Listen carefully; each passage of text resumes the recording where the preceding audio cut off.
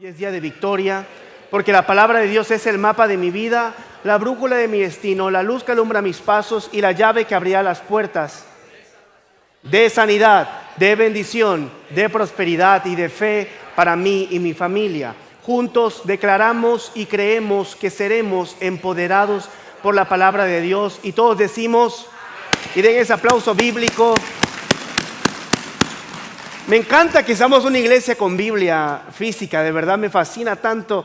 Ahí estábamos, tuve ¿verdad? La bendición de predicar en la iglesia de mis papás, igual cuando hemos predicado en Puerto Rico, y extraño ese aplauso bíblico siempre, y me acuerdo aquí en Fuentagüey, Orlando, porque ustedes sí son cristianos de verdad, ustedes sí tienen su Biblia física allí. Pero bueno, familia, hoy terminamos la serie que se llama Renuevo de Isaí. Estuvimos, para los que no han estado desde el principio de los mensajes, ahorita mismo te voy a explicar un breve resumen, ¿sí? Pero el mensaje de hoy se llama Renuevo de Isaí, empoderados por el Espíritu. Dígalo conmigo, empoderados por el Espíritu. Mi oración es que tú salgas hoy empoderado por el Espíritu para arrasar con todo lo que se te venga al frente y puedas literalmente vivir una vida en victoria y en bendición. Lo que más debemos de anhelar es vivir empoderados por el Espíritu, y te voy a explicar todo esto a continuación. Pero primero quiero que sepan todos, y también bienvenidos a toda la familia que nos mira aquí a través de pantallas, somos Fuente, somos familia aún a la distancia, ¿sí? Y quiero empezar con esto. Toda esencia, toda identidad, todo concepto tiene algo que se llaman características. Todo. Si te pongo un ejemplo, por ejemplo, los perros. Los perros tienen características que lo hacen perro. Los gatos, que lo hacen ¿qué? Un gato. Si nos vamos al aspecto familiar, las familias tienen características que desde que tú los ves, tú dices, tú tienes que ser un Gómez, tú tienes que ser de los Gómez, tú tienes que ser de los Rodríguez de allá de la sierra, tú tienes que ser de los... O sea, las familias tienen algo, tenemos características. No sé, puede ser un dedo de la mano chueco, y el papá tiene el dedo chueco, el hijo el dedo chueco, el nieto el dedo chueco y el bisnieto el dedo chueco. No sé, la forma en que uno camina, tú dices, mira los Rodríguez cómo caminan y todos caminan así. Dice, es que tú tienes que ser pariente de tal, porque hay características. O por ejemplo, algunos que tienen los ojos verdes, la abuela, la mamá, la nieta, la bisnieta, y tú tienes que ser de tal, ¿sí? Hay características. Y así como hay características físicas o exteriores, porque yo quiero que tú comprendas que todas las características lo que hacen es que definen algo. Definen lo mismo, definen a la persona o definen la cosa. Así como hay características que podemos ver a simple vista, hay características que están en común en ciertas aptitudes. Por ejemplo, un CEO o un director de empresa o presidente de una empresa, no importa, discúlpeme.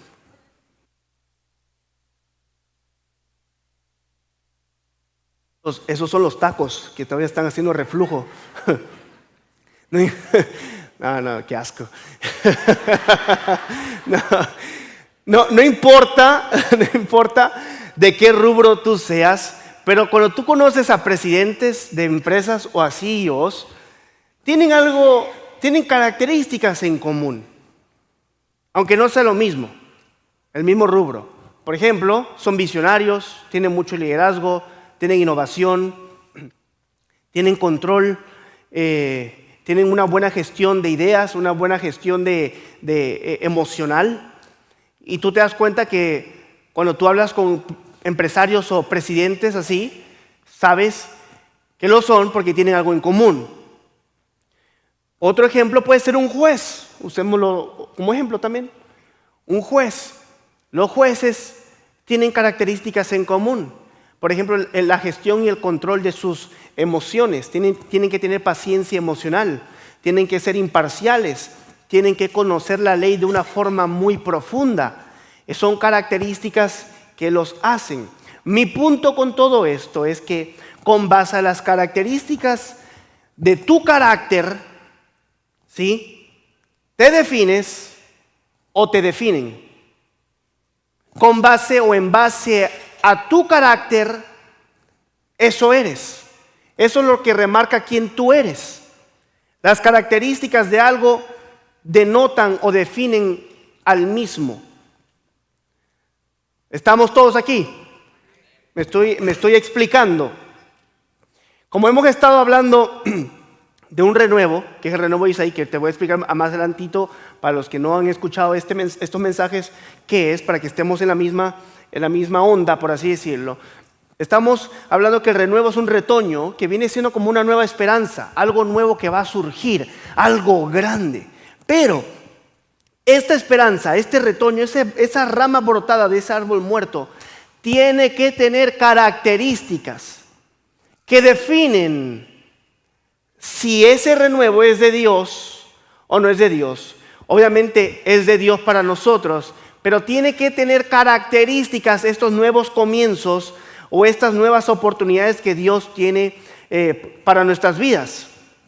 ¿Por qué? Porque como hijos de Dios tenemos que tener características que nos definan como hijos de Dios.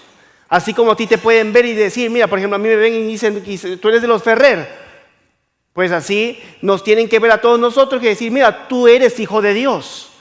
Hay características en ti. ¿A ti te ha pasado que te atiende a alguien y como que te lo quedas viendo y tú dices, ¿será de los míos? Por la forma en que habla y tú dices, ¿es cristiano? ¿Eres cristiano? Sí, soy cristiano. ¡Ah, qué bueno! La gente te tiene que ver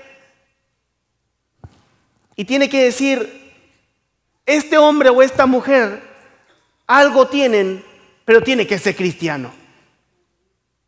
Por sus características, por la forma en la que hablan, por la forma en la que se comporten, porque recuerda que esto te define. Ahora, este es el penúltimo servicio, porque el último servicio del año lo tenemos el martes, pero es un momento de que reflexionemos. Yo estaba orando en el servicio de la mañana, estaba en la alabanza, adorando y le daba gracias a Dios por todo este año en la iglesia, en mi vida personal, pero en la iglesia decía, Señor, gracias, porque has mirado a la iglesia con favor y gracia. Gente ha sido sana del cáncer, gente ha sido sana de muchas enfermedades, gente aquí en la iglesia ha prosperado, gente aquí ha sido ascendida en sus negocios, gente aquí ha logrado poner empresas, cerrar contratos, gente aquí ha tenido su familia sana, su familia salva. ¿Cuánta gente ha recibido aquí a sus padres, a sus madres, a sus hijos, a sus amigos? Hemos visto la gloria de Dios. Dios es muy bueno. Dios es muy bueno. Somos una iglesia bendecida y mientras que Dios daba gracias a Dios, sentí en mi corazón de que todo lo que se viene va a ser mejor todavía. Eso es algo que te voy a explicar igual después, pero es algo que ya sabemos que va a ser mejor todavía. Pero ya que estamos cerrando el año, yo quiero que tú te pongas a reflexionar sobre las características que han definido tu caminar en este pasado año o en los pasados años. Las características de tu carácter, qué es lo que tú estás haciendo. Porque es un buen momento para que reflexionemos en ellas y las podamos cambiar o redefinir para este próximo año y vivir un año de mucha victoria y de mucha bendición. Un año pegados a Jesucristo. Un año donde realmente Cristo viva en nosotros. Este debe de ser un año donde tu primer objetivo debe de ser reflejar el carácter de Cristo en tu vida. Todo lo demás va a venir por añadidura. Estas últimas semanas, como te dije, hablamos del renuevo de Isaí. Y cuando el profeta Isaí profetiza sobre Jesucristo desde Isaías 9, empieza a ponerle nombres. Admirable consejero, príncipe de paz, Dios fuerte, Dios eterno, Padre eterno, perdón. Y empieza Emmanuel, empieza a dar un montón de nombres de la esperanza que es Jesucristo. Pero luego llega Isaías y en el capítulo 11, este es un nombre que mucha gente no lo analiza o no lo mencionan cuando se habla sobre la profecía, de los distintos nombres de Jesús en las profecías. Y fue la palabra renuevo Isaí, retoño o vástago. Y esto es porque el profeta Isaías lo que está haciendo es dejándole saber al pueblo algo que ellos ya habían escuchado, porque Dios le había dado una promesa ya al rey David anteriormente. Y ahí es donde les dice el profeta Isaías a todos ellos, vendrá un retoño del tronco cortado de Isaí. ¿Por qué Isaí? Porque Isaí se llamaba el papá del rey David. El rey David tenía un papá, se llamaba Isaí. Y ese es el linaje. De ahí viene, porque recuerden que Saúl no fue pariente de David, fue el linaje. Vino David, luego vino Salomón y luego no hubo nada hasta que vino Jesucristo. En 2 Samuel capítulo 7, Dios se le aparece a David porque David tuvo el deseo de construir un templo y le dijo, tu trono será eterno, yo te voy a bendecir eternamente. Y vas a ver que yo voy a cuidar a tu hijo así como yo te cuidé, yo voy a estar con él así como yo estuve contigo. Y le empieza a dar una promesa que su hijo es Salomón y ciertamente Dios estuvo con Salomón. Salomón construyó el templo, pero le dice, tu trono será eterno. Pero David tenía que saber que no iba a ver él no iba a estar en el trono eternamente porque nosotros somos seres finitos. Nosotros nacemos y morimos en la tierra. Que tenemos vida eterna es otra cosa, pero en la tierra tenemos solamente un tiempo, ¿me explico? David sabía eso, y aquí podemos ver la multiforme promesa de Dios, la puedes ver de dos formas. Uno, es que hay promesas que Dios te va a dar, que tú las vas a ver en tu línea temporal, como David vio a su hijo, Salomón. Y hay otras que no las vas a ver, pero que tus bisnietos, tataranietos, tus nietos son las que las van a disfrutar. Por eso todo lo que tú haces hoy, de venir a la iglesia, sentarte, tomar una silla, venir y orar, servir, venir y dar tu grupo de crecimiento espiritual, venir y participar, todo lo que tú haces en el reino de los cielos tiene un impacto eterno. Tú no estás ocupando una silla por ocupar una silla. Tú estás ocupando una silla para que tus futuras generaciones no pasen lo que tú pasaste. Tú estás ocupando una silla donde Dios te está bendiciendo de tal forma que está bendiciendo a tus futuras generaciones aunque tú no los conozcas. Porque Dios es un Dios generacional. Es un Dios, esa es la maravilla de Dios. Ahora, con todo esto del renuevo, aquí podemos ver que la promesa se cumple porque después no hubo nada. Y por eso se llama el tronco cortado, porque no hubo nada después de Salomón. Todo fue peor y peor y peor y peor, hasta que aparece Ángel Gabriel, se le aparece a María. ¿Y qué le dice a María? Tendrás un hijo que será el Hijo de Dios, se llamará Jesucristo. Se llamará Jesús, perdón. ¿Y qué le dice? Y vendrá del linaje de David. Simbolizando que todo lo que parece perdido, cuando Dios te da una promesa, aunque las cosas parezcan muertas, algo va a suceder. Por eso como hijos de Dios no podemos dejar de creer por la promesa que Dios nos haya dado. Parecerá muerta, incluso se puede llegar a morir, pero como dijo Job en el capítulo 14, aunque se muriere el tronco, servirá de abono para las bendiciones que Dios tiene para nosotros. Todo lo que Dios nos prometió se va a cumplir sí o sí. Así que este es tiempo de que tú dejes de llorar y de lamentarte y de pensar, es que acabó el año y no lo vi cumplido. Se va a cumplir en el nombre poderoso de Jesús.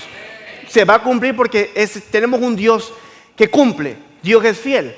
Y hablamos, el primer mensaje fue sobre que mientras haya vida interior hay posibilidad. Puede que estés cortado, puede que te den por muerto, pero aquí tiene que haber alguien que tiene que tener vida interior. Aunque tu familia esté destrozada, si tú sigues doblando las rodillas y creyendo que tú y tu casa le van a servir al Señor, hay vida interior y algo nuevo va a brotar de aquello que aparentemente está muerto. Luego hablamos sobre debemos de esperar lo imposible. Porque como hijos de Dios estamos llamados a ser absurdos en nuestra fe. Nuestra fe no tiene que hacerle sentido a nadie ni a ti mismo. Es muy fácil creer cuando Dios nos da algo y nosotros hacemos el camino en nuestra mente, porque vemos la forma lógica. Pero algo que Søren Kierkegaard, un gran filósofo, el padre del existencialismo, escribió en una obra que se llamaba, me parece que El Guerrero de la Fe, o El Camino de la Fe se llamaba, creo, la obra.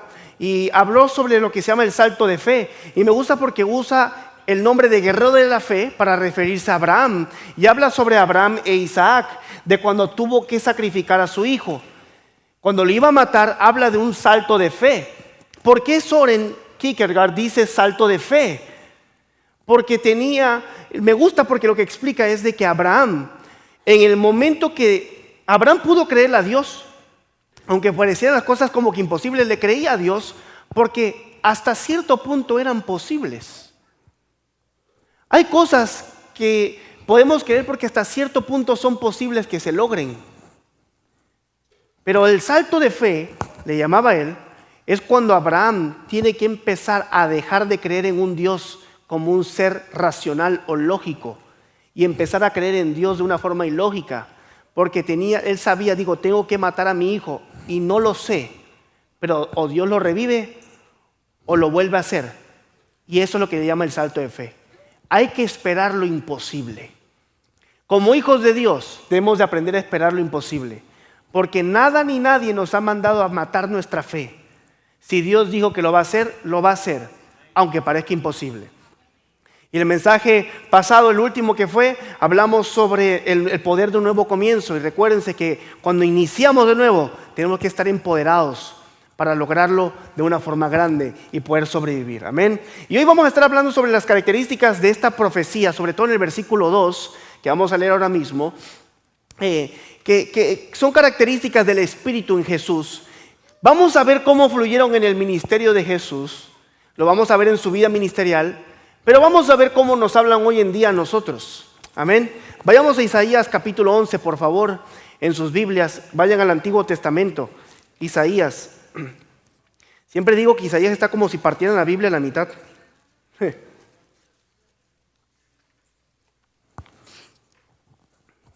Y vamos a leer del versículo 1 al 5. Dice la Escritura: saldrá una vara del tronco de Isaí, y un vástago retoñará de sus raíces, y reposará sobre él el espíritu de Jehová, espíritu de sabiduría y de inteligencia. Me gustaría que eso sí lo puedas subrayar en tu Biblia. Espíritu de sabiduría, primero subraya espíritu de Jehová, y después subraya espíritu de sabiduría y de inteligencia, espíritu de consejo y de poder, espíritu de conocimiento y de temor de Jehová. Hasta ahí. Y le hará entender diligente en el temor de Jehová. No juzgará según la vista de sus ojos, ni arguirá por lo que oigan sus oídos, sino que juzgará con justicia a los pobres y arguirá con equidad por los mansos de la tierra. Y herirá a la tierra con la vara de su boca, y con el espíritu de sus labios matará al impío. Y será la justicia cinto de sus lomos, y la fidelidad ceñidor de su cintura. Amén. Me gusta porque lo que está diciendo aquí también el profeta Isaías es de que este rey no va a ser como todos los que nos han fallado. Este va a ser correcto, lo va a hacer bien, no se va a dejar guiar por lo que ven, no va a juzgar por lo superficial, lo va a hacer de la forma correcta. Esta es la esperanza que él está dando para que la gente se anticipe a tener una esperanza de nuevo, aunque sea redundante. La ventaja que tú y yo tenemos es que el cristiano no puede vivir como en el Antiguo Testamento, con una esperanza lejana. O sea, no tenemos que leer esto y pensar, wow, Dios lo va a hacer. No, es que Dios ya lo hizo. La profecía en ese tiempo era una esperanza, pero para nosotros hoy ya es realidad para la gloria de Dios. Cristo reina, Cristo es nuestra esperanza y Cristo es nuestro Rey que cuida de nosotros. Amén. Él es el que debe de vivir en tu corazón. Ahora, al ya empezar prácticamente la próxima semana un nuevo año, aquí es donde nuestra mente debe de estar puesta. Más allá de tus propósitos, que no estoy diciendo que esté mal, hay que hacerlo, porque dice la Escritura que hay que escribir nuestra visión. Pero más allá de la ambición que tú tienes, esto es lo que tú debes de tener primero en tu corazón. Esta es la ambición que debe estar en primer lugar en tu corazón. Aquí podemos ver 6 dones, o mejor dicho, 6 características del Espíritu Santo. Cuando dice en el versículo 2, y reposará sobre él Espíritu de Jehová. El Espíritu de Jehová significa el Espíritu Santo.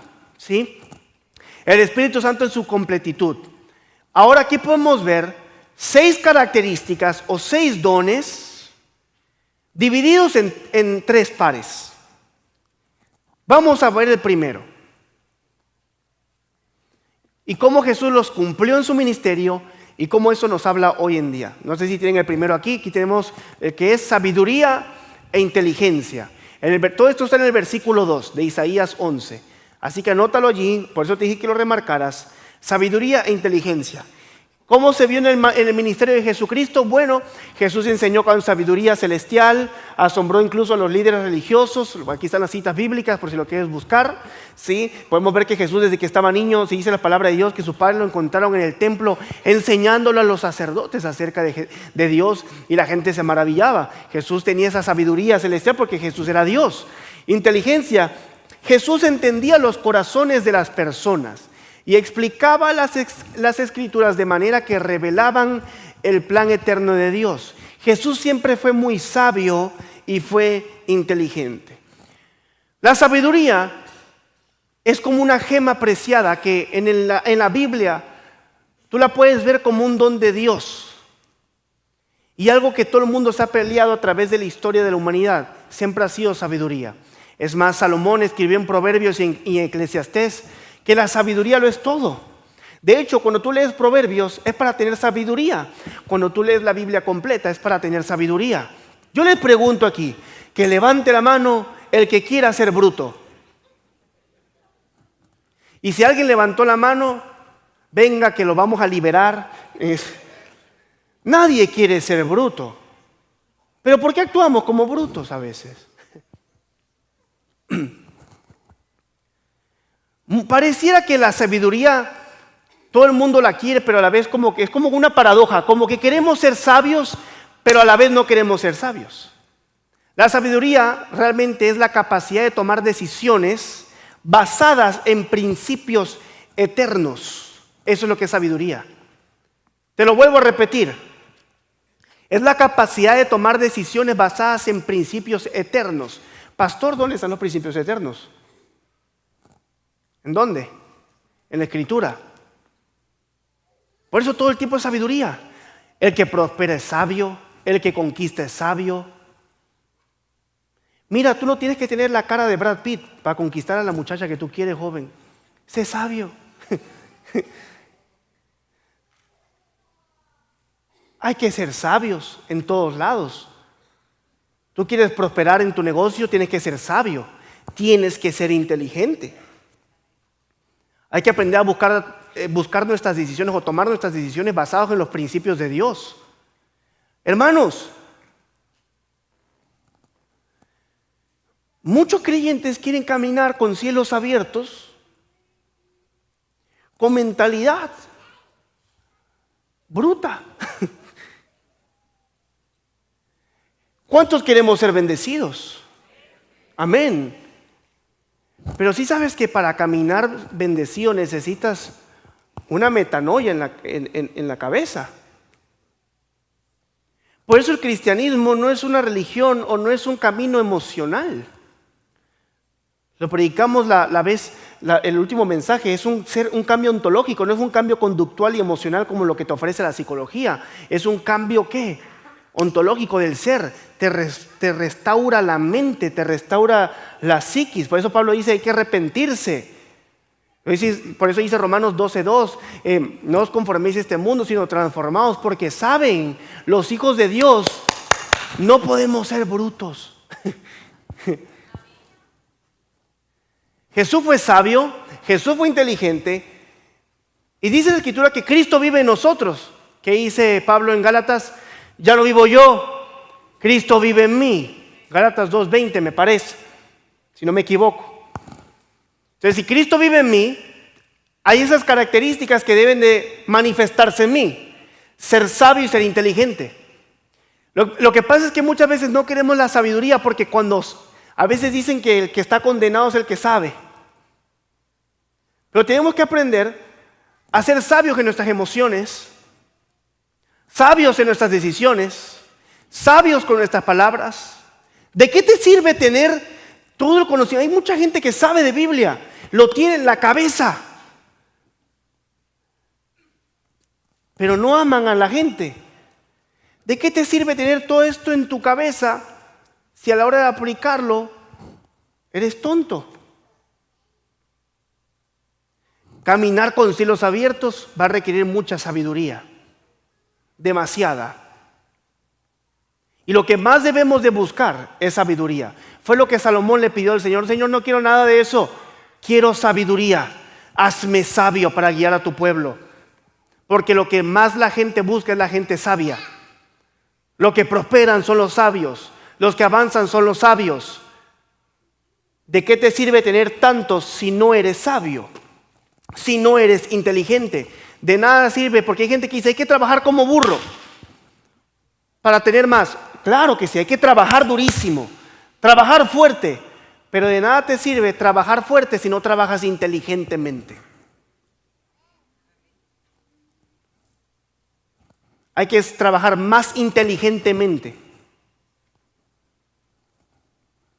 Jesús fue inteligente, entendía el corazón. Jesús sabía cuándo callar y cuándo hablar. Y aquí quiero ver, te quiero explicar algo porque mucha gente quizás dirá, es que yo quiero más sabiduría y no sé cómo hacerlo. Bueno, yo te cuento algo, nunca se olvida. Yo tenía como mis 14 años, estaba en México y estábamos terminando un grupo. Una vez llegó un evangelista, y estaban allí y todo el mundo sabía de sus Biblias. Y yo tenía 14 años, tenía mi Biblia allí y yo no sabía nada. Yo me sentía como un bruto y decía, yo no sé nada, Señor. No sé nada de tu palabra, me siento como que... Me acuerdo que yo fui a agarrar mi Biblia, estaba en una mesa, una palapa, debajo de una palapa, y digo, Señor, háblame. E hice lo que uno no debe de hacer. Literalmente lo que uno no debe de hacer. ¡Pum! Y me acuerdo que caí en Santiago 1:5 y sentí que Dios me habló. Es la única vez que Dios me ha hablado así. Porque a veces luego te toca y haces, arrepiéntete impío, y tú, eso no era para mí, o sea... Y cayó Santiago 1:5 y dice, si el que tenga falta de sabiduría, pídesela al Señor y Dios se la dará sin reproche alguno. Porque a Dios ama tener hijos inteligentes. Tú quieres sabiduría, pídesela al Señor y Dios te va a dar sabiduría para manejar ese negocio, sabiduría para trabajar, sabiduría para cuidar a tu familia, sabiduría para ser un buen esposo, sabiduría para ser una buena esposa. Hermanos, yo puedo ver la sabiduría, yo le pido a Dios sabiduría por eso. ¿Saben qué? Hasta mi matrimonio me ha ayudado. Ya tiro la ropa sucia en el cesto. Antes la dejaba ahí afuera. Dije, Señor, dame sabiduría para que mi esposa no pelee conmigo. Me dijo, pon la ropa en el cesto y funcionó. Ahora peleamos menos la pastora y yo. Sabiduría, familia. Un ejemplo muy bonito, Génesis 39, versículo 2 al 3. Se habla sobre José. José, un joven que fue traicionado y abandonado por sus hermanos. Luego lo agarraron, lo encontraron medio muerto, lo usaron como esclavo, lo vendieron como esclavo. Luego terminó siendo copero del rey y luego terminó siendo como gobernador de Egipto. Y mira lo que dice. Mas Jehová estaba con José y fue varón próspero y estaba en la casa de su amo el egipcio. Y vio su amo que Jehová, ¿qué dice? Dígalo, ¿qué dice ahí? Jehová. Y que todo lo que él, Jehová lo hacía prosperar en su mano. Así tienen que hablar de ti. Todo lo que tú haces, Jehová tiene que estar contigo condenado, porque todo lo que tú haces prospera. Y esa es la visión de nosotros en este 2025. Todo lo que esté en tus manos va a prosperar, porque Jehová está contigo. Pero, hay un pero antes de que continúe aplaudiendo. ¿Qué dice aquí? ¿Cuál es el contexto del versículo? Que José era sabio. Sabía controlar sus emociones. Era inteligente emocionalmente. Era un hombre que sabía callar cuando no quería callar. Era un hombre que sabía administrar lo que tenía. ¿Pero cómo? Porque pasaba tiempo con Dios todo el tiempo. José fue un hombre que Dios le dio sabiduría para administrar sus recursos, porque fue un hombre lleno de integridad. Fue un hombre que donde quiera que caminaba pedía el consejo de Dios. Lo que vemos del ministerio de Jesucristo es algo que tú y yo podemos hacer. Tener sabiduría e inteligencia para estos tiempos. Si tú aprendes a ser inteligente y administrar estos tiempos que se vienen, Dios te va a bendecir grandemente. Por eso dice que en todo lo que él emprendía era próspero. Por eso Dios le dijo a Josué, medita en este libro de día y de noche, y en todo lo que tú hagas vas a prosperar. Y yo estaré contigo, así que no temas ni desmayes, porque yo estaré contigo, Josué 1:8, a donde quiera que tú vayas. Que este año sea como Dios hablándonos como Josué. Mantente en este libro, porque vas a prosperar y vas a ser sabio en todo lo que tú emprendas. Amén. Para ir avanzando, vemos el segundo par de características del Espíritu de Jesucristo y en su ministerio: consejo y poder. Jesús aconsejó a sus discípulos con sabiduría divina, siempre. Consoló a los abatidos con palabras de esperanza. Lo podemos ver, parte del ministerio de Jesús fue siempre eso: consolar, ayudar, dar esperanza, ¿sí? Poder. Jesús realizó milagros, resucitó a los muertos. Pero me gusta mucho esto: Jesús enfrentó la cruz con valentía. Porque sí se necesita poder para vivir en milagros, se necesita poder para avanzar, pero se necesita poder. Se necesita poder para soportar el horno de fuego. Se necesita poder para mantenerte caminando en el camino, valga la redundancia, de la victoria. Todos, casi todos podemos compartir una misma resolución de Año Nuevo: bajar de peso. Y es fácil iniciar, pero a los 6 días ya unos se resignaron. Se necesita poder del Espíritu Santo para mantenerte en el camino. Poder para tener valentía y emprender aquello que necesitas emprender, lo que quieres emprender. Poder para soportar esos problemas familiares. Se necesita el poder del Espíritu Santo, porque solo no puedes. Solo no podemos. Necesitamos literalmente el poder del Espíritu Santo. Me encanta porque Proverbios 11:14 dice: donde no hay dirección sabia, caerá el pueblo, mas en la multitud de consejeros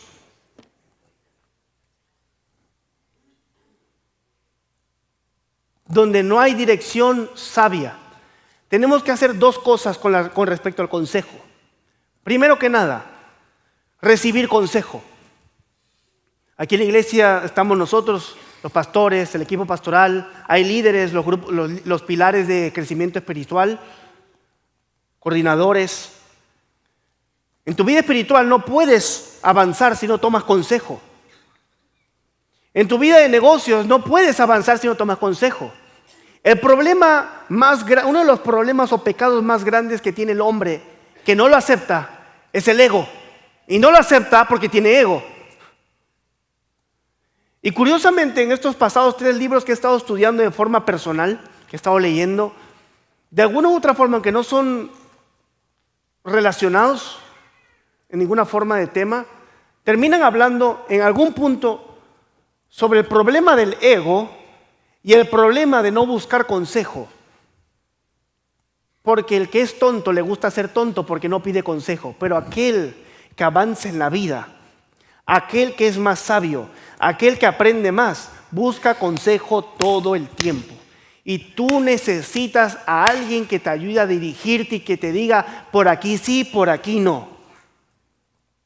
Necesitamos, primero que nada, recibir consejo. Y segundo, aprender a dar consejo. Primero que nada, como te dije hace rato, ¿recibir qué? Este año busca crecer con un consejero. Acércate a nosotros. En la vida espiritual te vamos a guiar. Pero si estás en tu ámbito, en tu campo laboral, búscate a alguien que te pueda aconsejar. Porque pareciera eso me sorprende, porque pareciera que nosotros o la mayoría de la gente no quiere el consejo.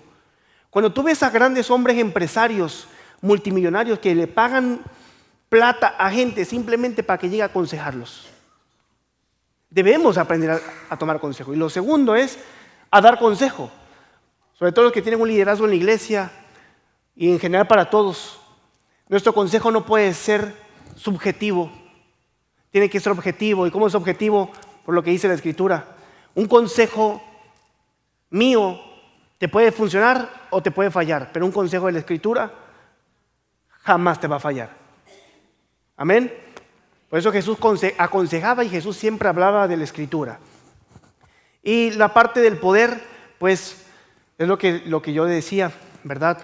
Que necesitamos el poder del Espíritu Santo para soportar las pruebas que van a venir, para soportar el calor, pero sabiendo que lo vamos a lograr, porque Jesús mismo dijo: Señor, en el Getsemaní, que pase de mí esta copa si es posible, pero que se haga tu voluntad. Poder se necesita para eso, poder para lograrlo, poder para avanzar. Amén. Y ya para ir terminando, si puede ir subiendo el piano, por favor, vamos al último par, ¿sí?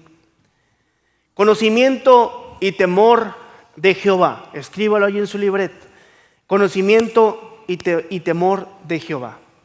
Jesús sabía todo acerca de la voluntad del Padre y del corazón de las personas. Jesús tenía mucho conocimiento, obviamente porque él mismo era Dios, pero Jesús, sin embargo, lo modeló. Todo el tiempo hablaba de Biblia, hablaba de la Escritura, modelaba la Escritura, tenía conocimiento. ¿Ustedes se han dado cuenta que es gracioso hablar con una persona que dice que sabe de algo pero no lo sabe? Y tú mismo dices: no te humilles, por favor. Pero siguen dándole con algo que según ellos saben pero no lo saben. ¿Saben qué es lo más triste?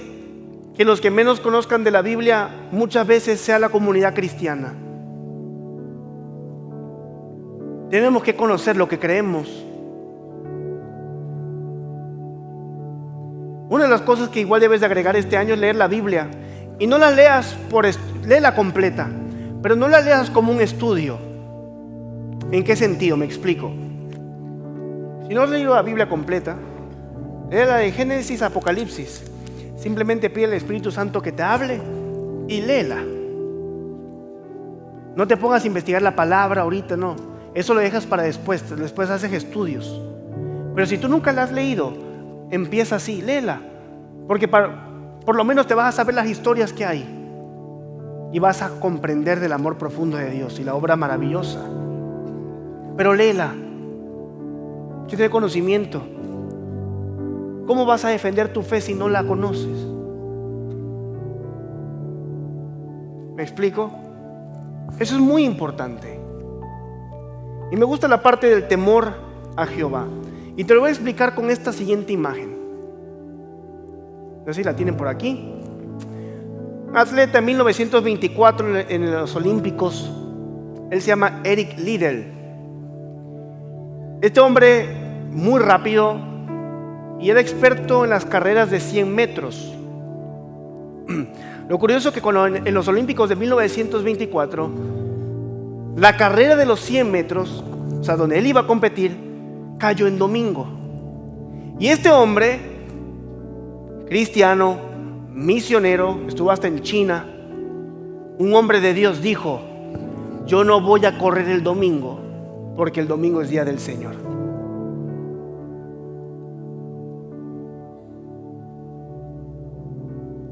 Mira qué hermoso es esto, porque yo no lo voy a hacer porque es día del Señor.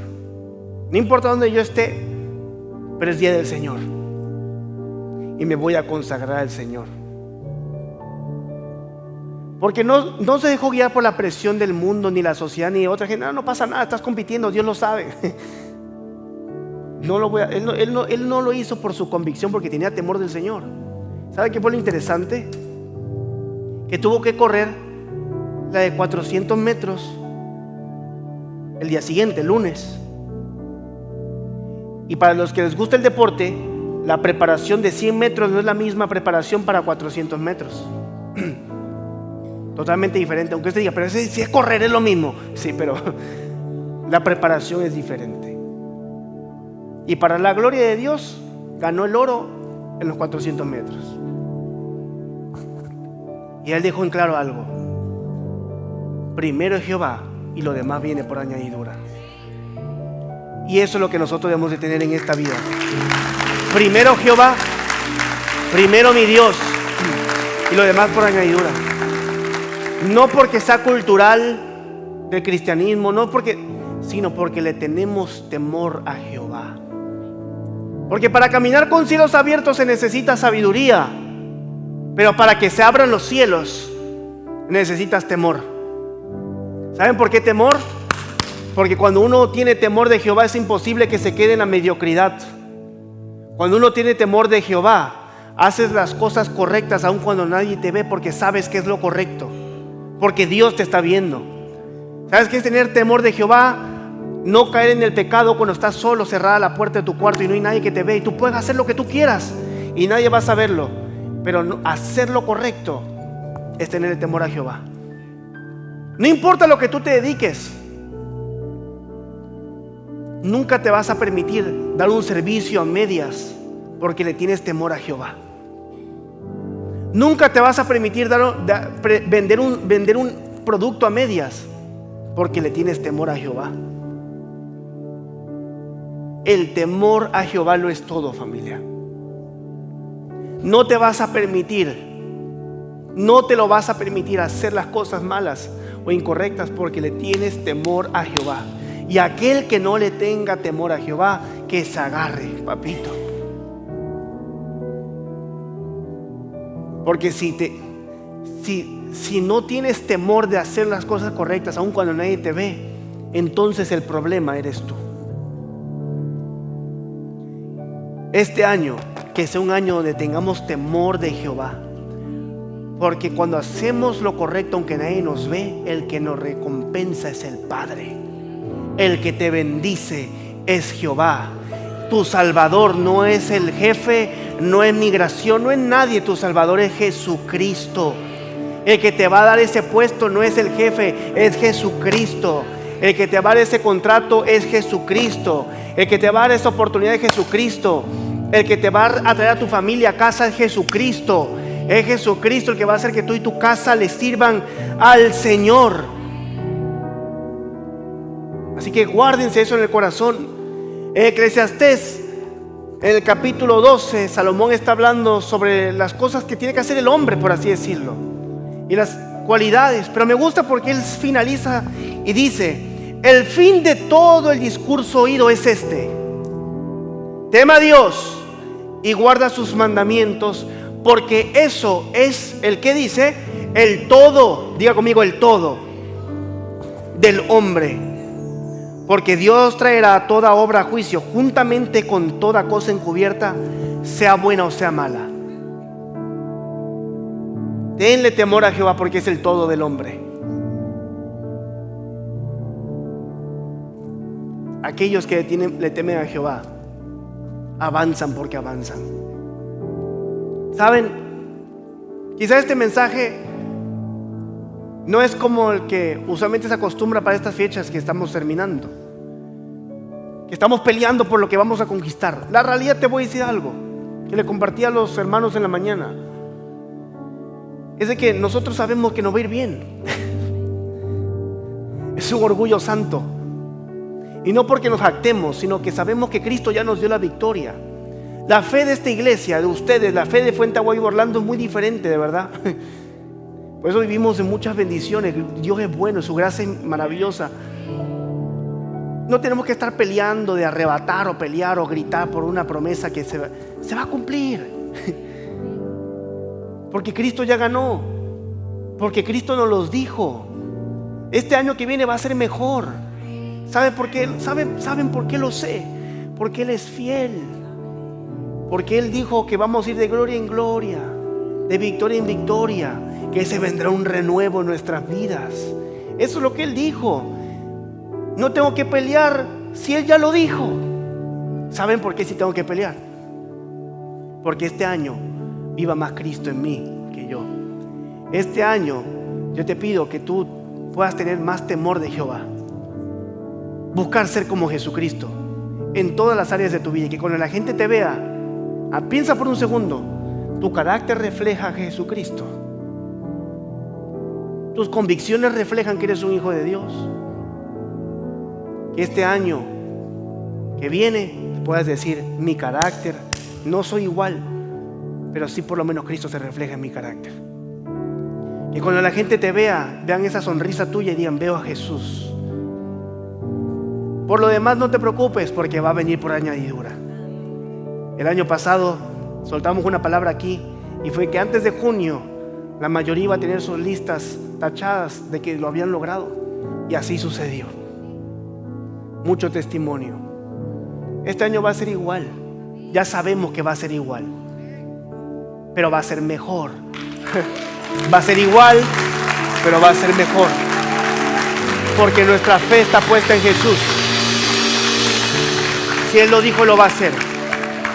Mi llamado para nosotros es de que recordemos que busquemos el temor de Jehová en todo, que tengamos ese temor, busquemos la sabiduría y la inteligencia, busquemos el consejo y busquemos el poder, y busquemos el conocimiento y el temor de Jehová. El renuevo de Isaí surge de un tronco que parecía seco. Muchos de ustedes quizás este año no fue el que esperaron, pero sin embargo fue un año donde siempre vieron la mano de Dios. Pudiste haber tenido la cuenta en cero, pero nunca te quedaste sin comer. Nunca te quedaste sin transporte. Nunca te quedaste sin techo. Y Dios te prosperó. Este es un buen momento para agradecerle a Dios por todo lo que hemos visto. Y si Dios lo ha hecho, lo va a volver a hacer. Pero siempre y cuando nos mantengamos meditando en su palabra, entregados de corazón y con temor hacia Él. Ahí es donde vas a ver la verdadera riqueza en tu vida. Ahí es donde vas a ver la gloria de Dios en tu vida. Así que aunque parezca que estás cortado, aunque quizás hayan oportunidades que se murieron, recuerda, así como dijo Job en el capítulo 14, aunque se muriera el tronco, todavía hay esperanza, porque se vuelve abono y nacen cosas nuevas. Quizás este año perdiste a alguien muy preciado, o perdiste algo, o fue el primer año lejos de tu familia. Quizás algunos de ustedes fueron las primeras navidades lejos de su familia. Yo sé que se siente eso, es difícil, pero Dios es bueno. Y el momento de que estés con lo que tú estás esperando va a llegar. Solamente confía en Él y dale gracias porque en el camino eres bendecido. Es buen momento para que en esta hora te pongas a pensar en todos los gigantes que se levantaron pero que Dios tumbó delante de ti. Estás aquí hoy porque Dios así lo quiso. Eres un renuevo. Eres un retoño que salió de un tronco muerto. Así que sigue creyendo, sigue orando y sigue doblando las rodillas. Amén.